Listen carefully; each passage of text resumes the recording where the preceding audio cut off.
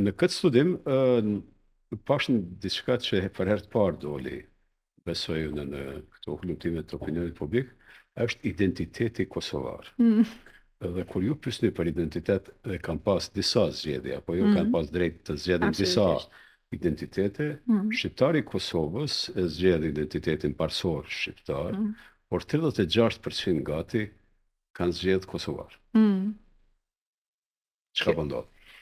Po ndodh që Kosova është shtet për gjeneratën Z, edhe mendoj që edhe shohin këtë aspektin e shtetësisë të Kosovës më ndryshe. Edhe të dualitetit identitar. A është një dualitet identitar?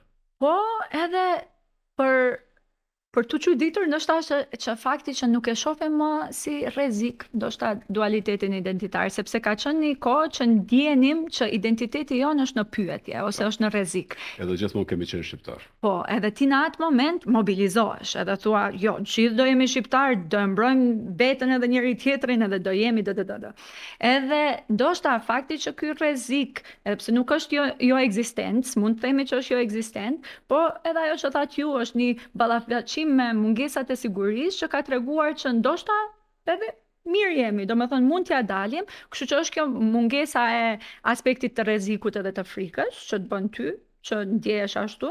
Pastaj është edhe aspekti shoqëror, do me thënë Kosova tash Prishtina është shumë e bukur, unë jam kthyer në Prishtinë për një arsye dhe jo në Shkup për shembull, ka jetë, ka gjëra që e bëjmë Prishtinë, gjithmonë i ka pasur, po prapë se prapë ky aspekti gjeopolitik edhe i politikës të treguarit se çfarë jemi vis-a-vis tjerëve, gjithmonë ka intervenuar. Kurse tani është e bukur atë jesh edhe kosovar, edhe të jesh Plus që Gen Z-ja kur shkon në Shqipëri nuk e ka atë problem që kemi ne kur na është thënë jeni shqiptar apo kosovar. Çfarë pyetje ofenduese është kjo? Po kur i quajnë ata kosovar, ata nuk mërziten për këtë punë. Po, mendoj, në Shqipëri mua më thoshin pse flet shqip, nëse je nga Maqedonia, kështu që edhe më keq.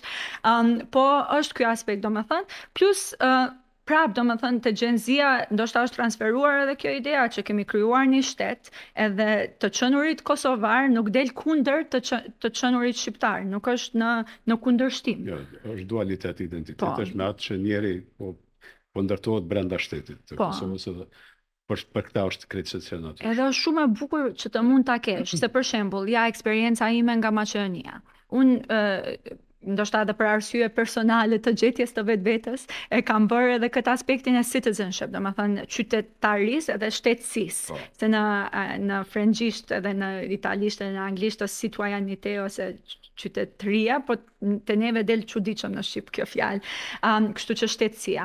Edhe gjithmonë ishte kjo pyetja, për shembull, në Maqedoni gjithmonë pyesim pse ti thua që je maqedone? Po thua që je shqiptare, ky aspekti etnik versus nacional.